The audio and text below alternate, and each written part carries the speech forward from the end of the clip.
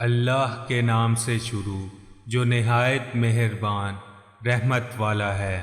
السلام علیکم ناظرین، آج ہم آپ کو حضرت ایوب علیہ السلام، حضرت ہارون علیہ السلام، حضرت یوشع بن نون علیہ السلام اور حضرت خضر علیہ السلام کے واقعات کے بارے میں بتائیں گے۔ ناظرین، حضرت ایوب علیہ السلام حضرت ابراہیم علیہ السلام کی اولاد میں سے ہیں۔ آپ علیہ السلام کا شمار بھی ان مشہور نبیوں میں ہوتا ہے جنہوں نے تکلیف پہنچنے پر بڑے صبر کا مظاہرہ کیا۔ اللہ پاک نے حضرت ایوب علیہ السلام کو خوب مال و دولت، شان و شوکت اور اولاد سے نواز کر آزمایا۔ آپ علیہ السلام اس آزمائش میں پورے اترے۔ اللہ رب العزت نے آپ علیہ السلام کا ذکر خیر قرآن مجید کی 4 صورتوں میں کیا ہے۔ فرمان الہی ہے اور ان ابراہیم کی اولاد میں سے داؤد، سلیمان، ایوب، یوسف، موسیٰ اور ہارون کو بھی ہدایت دی تھی۔ حضرت ایوب علیہ السلام جب جوان ہوئے تو آپ علیہ السلام کی شادی محترمہ رحمت بنت افراسیم سے ہوئی۔ اللہ رب العزت نے آپ علیہ السلام کو ان سے اولاد کی نعمت سے سرفراز فرمایا۔ آپ علیہ السلام انتہائی نیک، بکثرت اللہ تعالیٰ کا ذکر کرنے والے اور بڑے ہی صابر و شاکر بندے تھے۔ اللہ تعالیٰ نے آپ علیہ السلام کو لوگوں کی رہنمائی کے لیے نبوت سے سرفراز فرمایا۔ اس بارے میں اللہ پاک قرآن پاک میں فرماتے ہیں، ہم نے ابراہیم، اسماعیل، اسحاق، یعقوب اور ان کی اولاد عیسیٰ، ایوب، یونس، ہارون اور سلیمان کی طرف بھی وحی بھیجی تھی، اور ہم نے داؤد کو زبور عطا کی تھی۔ حضرت ایوب علیہ السلام کو اللہ تعالیٰ نے خوب مال و دولت اور اولاد سے نوازا تھا۔ ان نعمتوں کے ملنے پر آپ علیہ السلام اللہ تعالیٰ کا بہت زیادہ شکر ادا کیا کرتے تھے۔ اللہ تعالیٰ نے آپ علیہ السلام کو مصائب میں مبتلا کر کے آزمایا۔ آپ علیہ السلام کی ساری دولت جاتی رہی، اولاد بھی فوت ہو گئی اور گھر بار بھی ویران ہو گیا، لیکن اس کے باوجود بھی آپ علیہ السلام اللہ تعالیٰ کی رضا کے لیے صبر سے کام لیتے رہے اور کبھی شکوہ نہیں کیا۔ آزمائش کی مدت طویل ہوتی گئی، یہاں تک کہ دوست احباب بھی ساتھ چھوڑ گئے اور آپ علیہ السلام سے دور رہنے لگے۔ صرف آپ علیہ السلام کی زوجہ محترمہ رحمت بنت افراسیم ساتھ رہیں۔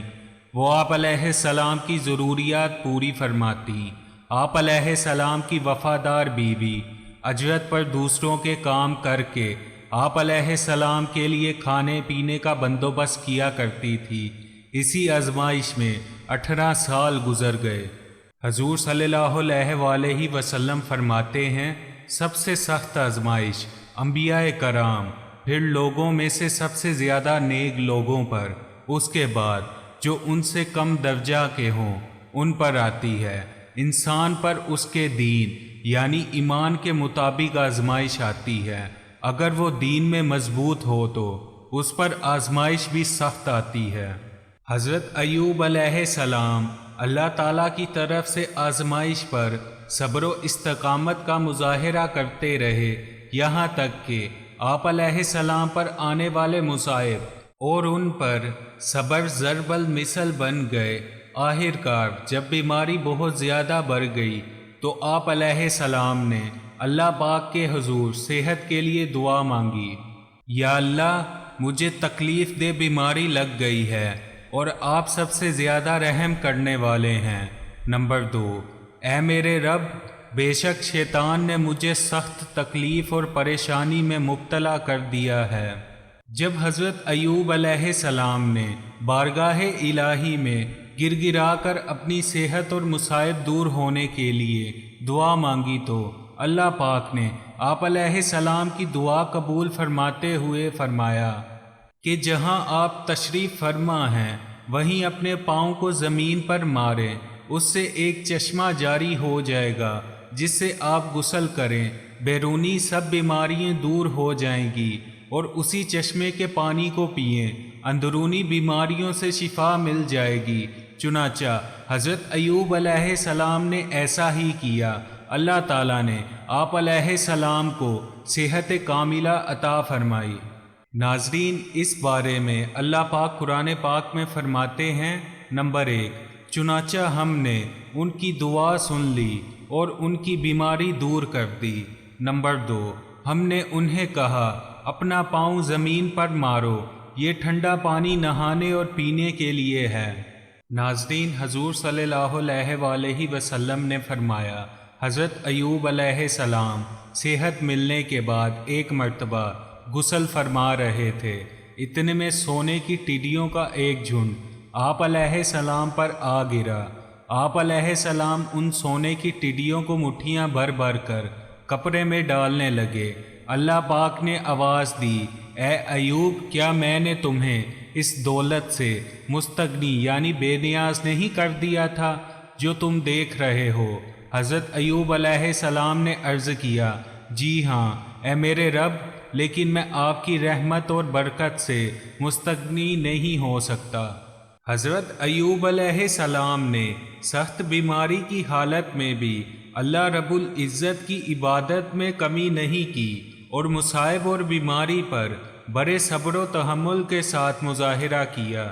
اللہ پاک نے آپ علیہ السلام کے صبر کرنے کی خوب تعریف فرمائی اور آپ علیہ السلام کے تمام مصائب دور فرما دیے۔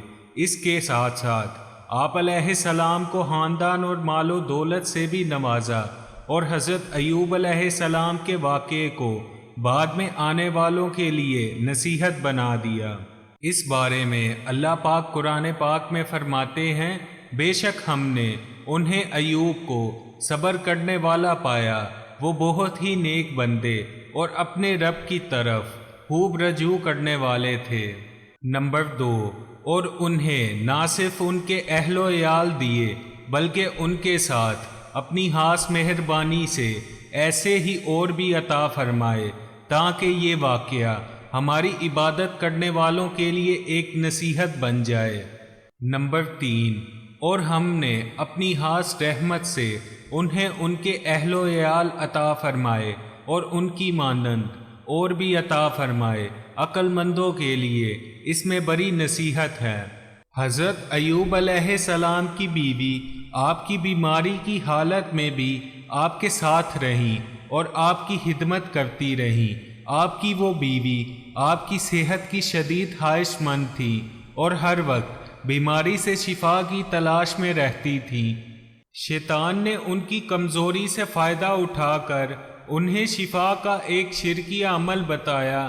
انہوں نے آ کر آپ علیہ السلام کو وہ عمل بتایا جس پر آپ علیہ السلام غصہ ہوئے اور کہا کہ وہ شیطان تھا اور تم شیطان کی باتوں میں کیوں آ گئی، اور ساتھ ہی قسم اٹھا لی کہ مجھے اگر اللہ تعالیٰ نے شفا دی تو میں تجھے 100 کوڑے ماروں گا۔ پھر جب آپ علیہ السلام تندرست ہوئے تو قسم پوری کرنا چاہی۔ آپ کی شریعت میں قسم کا کفارہ نہیں تھا بلکہ قسم توڑنے کی سزا 100 کوڑے تھی۔ اللہ تعالیٰ نے آپ علیہ السلام کو اپنی قسم پوری کرنے کا ایک ایسا راستہ بتایا جس میں آپ کی قسم بھی پوری ہو گئی اور آپ کی بیوی بھی سخت سزا سے بچ گئی۔ اللہ تعالیٰ کے حکم کے مطابق آپ علیہ السلام نے 100 تنکوں والی جھاڑو لی اور اسے ایک مرتبہ اپنے بیوی کے جسم پر مار کر اپنی قسم پوری کر لی اور انہیں تکلیف بھی نہیں ہوئی، چونکہ حضرت ایوب علیہ السلام اور ان کی بیوی بڑے متقی، پرہیزگار اور اللہ تعالیٰ کی طرف خوب رجوع کرنے والے تھے، اس لیے اللہ تعالیٰ نے ایسا راستہ نکال دیا جس میں دونوں کے لیے سہولت تھی۔ اس بارے میں اللہ پاک قرآن پاک میں فرماتے ہیں، اور جو آدمی اللہ کے عذاب سے ڈرتا ہے وہ اللہ اس کے لیے مشکلات سے نکلنے کا راستہ بنا دیتا ہے۔ نمبر 2، اور اللہ نے فرمایا اپنے ہاتھ میں تنکوں کی ایک مٹھی یعنی جھاڑو لے کر اس سے اپنی بیوی کو مار دو اور اپنی قسم نہ توڑو۔ ناظرین، حضرت ایوب علیہ السلام اللہ تعالیٰ کی طرف سے آنے والی آزمائشوں میں کامیابی کے بعد دین ابراہیم پر قائم رہے۔ آپ علیہ السلام 93 سال کی عمر میں اس دنیا فانی سے رخصت ہو گئے۔ آپ علیہ السلام نے اپنی وفات سے پہلے اپنے بیٹے حمل اور ان کے بعد بشر کو اپنا جانشین مقرر فرمایا۔ ناظرین، اب بات کرتے ہیں حضرت ہارون علیہ السلام کی۔ حضرت ہارون علیہ السلام حضرت موسیٰ علیہ السلام کے سگے بڑے بھائی تھے۔ جب اللہ تعالیٰ نے حضرت موسیٰ علیہ السلام کو نبوت دے کر فرعون کے پاس جا کر اسے اللہ تعالیٰ کی توحید پیش کرنے کا حکم دیا تو حضرت موسیٰ علیہ السلام نے اللہ تعالیٰ سے یہ درخواست کی کہ مجھے ڈر ہے کہ کہیں فرعون اور اس کی قوم مجھے قتل نہ کر دیں، اور میری زبان میں بھی بولنے کی روانی نہیں ہے، میں اپنی بات فرعون کو اچھی طرح نہیں سمجھا پاؤں گا، لہٰذا آپ میرے بھائی ہارون کو بھی نبوت عطا فرمائیں اور انہیں میرے ساتھ فرعون کے پاس بھیجیں تاکہ ہم مل کر آپ کا پیغام پہنچائیں۔ اللہ تعالیٰ نے آپ علیہ السلام کی درخواست قبول فرماتے ہوئے حضرت ہارون علیہ السلام کو بھی نبوت عطا فرمائی اور دعوت و تبلیغ میں حضرت موسیٰ علیہ السلام کا ساتھی بنا دیا۔ ناظرین، جب حضرت موسیٰ علیہ السلام اللہ تعالیٰ سے ملاقات کے لیے طور پہاڑ پر گئے تو اپنے بھائی ہارون کو اپنا نائب بنا کر گئے اور یہ نصیحت فرمائی کہ قوم کو نصیحت کرتے رہنا تاکہ کہیں قوم گمراہی میں مبتلا نہ ہو جائے۔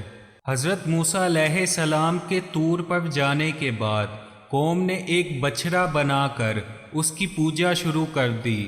حضرت ہارون علیہ السلام نے انہیں سمجھانے کی بہت کوشش کی، مگر انہوں نے یہ جواب دیا کہ جب تک موسیٰ خود نہ آ جائیں ہم بچھڑے کی عبادت کرتے رہیں گے۔ پھر جب حضرت موسیٰ علیہ السلام واپس آئے تو قوم کو گمراہی میں مبتلا دیکھ کر حضرت ہارون علیہ السلام پر ناراضگی کا اظہار کیا۔ حضرت ہارون علیہ السلام چونکہ نرم مزاج تھے، اس لیے آپ علیہ السلام نے بڑی نرمی سے اپنے بھائی کو مطمئن کرنے کی کوشش کی۔ ناظرین، اسی طرح آپ علیہ السلام حضرت موسیٰ علیہ السلام کے ساتھ ساری زندگی رہے۔ حضرت ہارون عمر میں حضرت موسیٰ سے بڑے تھے، مگر آپ علیہ السلام حضرت موسیٰ سے پہلے ہی اس دنیا فانی سے پردہ فرما گئے۔